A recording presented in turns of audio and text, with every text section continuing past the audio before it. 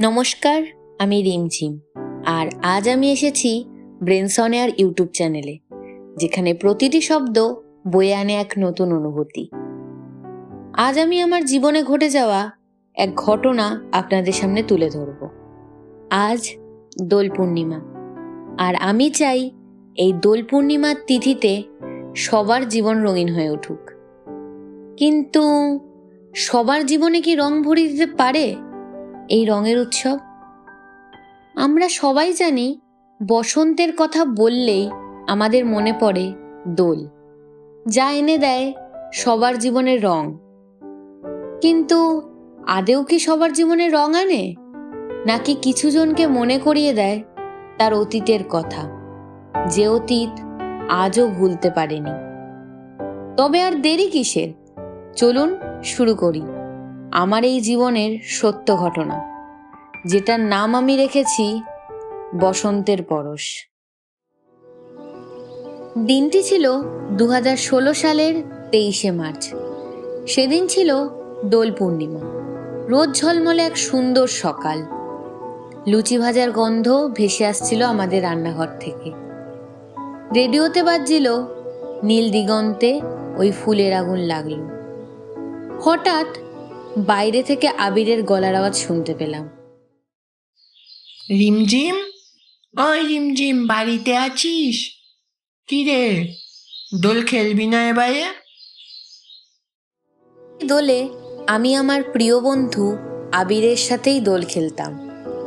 এবারেও তার অন্যথা হয়নি। সকাল সকাল আবির 10 প্যাকেট রং, পিচকারি, বেলুন নিয়ে এসে হাজির আমার বাড়ির সামনে। পাড়ার লোকেরা বলে আমাদের দুজনের নাকি জুড়ি মেলা ভার। আমাদের দুটোকে সত্যি সামলে রাখা বড় মুশকিলের।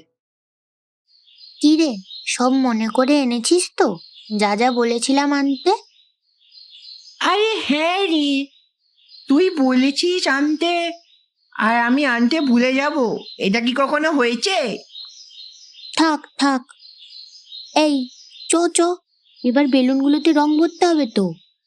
আজকে সবাইকে রং মাখিয়ে ভূত করব, কি বল? হ্যাঁ, দেখ না শুধু আজকে কি করি। যা তো আবির, ওখান থেকে বালতিটা নিয়ে আয় তো। দাঁড়া দাঁড়া, আমি আনছি, দাঁড়া। আচমকাই আবির হাতে দুমুঠো রং নিয়ে এসে পিছন থেকে আমার গালে মাখিয়ে দেয়। আমি তখন বললাম, এ এ এ আবির, কি করছিস তুই? না, এটা বলার পরেই আমি রেগে গিয়ে আবিরের পেছনে দৌড়াতে থাকি, আবিরকে রং মাখাবো বলে। এই ছেলেটা দাঁড়া, দেখাচ্ছি মজা তোকে। কি রে, হাঁপিয়ে গেলি এত তাড়াতাড়ি? ধরতে তো পারবি না আমায়। ঠিক ধরে ফেলবো, তুই যত দূরেই যাস না কেন। ছাড়, আমাকে আর ধরতে হবে না। এখন তো নীলই তোর প্রিয় বন্ধু, ওরই উচিত ছিল তোকে সবার আগে রং মাখানো। আমি আগে লাগিয়ে দিয়ে ভুল করলাম, তাই তো? আবার ঠিক আছে ঠিক আছে, চল এবার। তুই কি খেলবি না দোল? হ্যাঁ, তুই তো তখন থেকে উল্টো পাল্টা বলে যাচ্ছিস। আচ্ছা আচ্ছা, রাগ করতে হবে না, চল। কালের আবহে সেই দোল খেলার 10টা বছর কেটে গেছে। সেটাই ছিল আমার জীবনের শেষ দোল খেলা।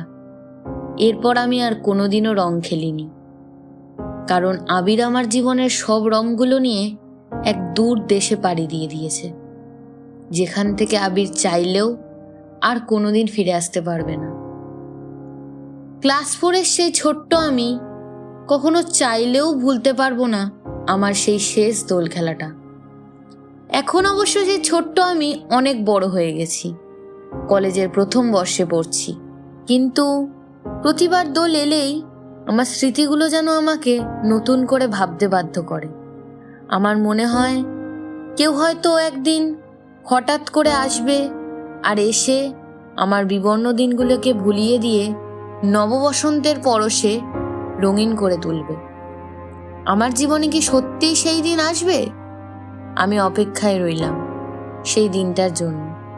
দোল কিছু মানুষের জীবনে রং এনে দিলেও কিছু জনের মনে রং আনতে পারে না। কিছু কিছু মানুষের জীবন বেরঙিন হয়েই থেকে যায়। এতক্ষণ আপনারা শুনছিলেন আমার এই ছোট্ট ঘটনা, বসন্তের পরশ। আপনাদের যদি ভিডিওটি ভালো লেগে থাকে তাহলে ভিডিওটিকে লাইক দিন আর কমেন্ট করে জানান আপনাদের ভিডিওটি কেমন লাগলো। আর শেয়ার করুন বাকি বন্ধুদের সাথে, যারা এই দোল পূর্ণিমায় আপনার জীবনকে রঙিন করে তুলেছে। আর চ্যানেলটিকে সাবস্ক্রাইব করতে ভুলবেন না। তাহলে দেখা হবে কোনো এক পরের সত্যিকারের ঘটনা নিয়ে।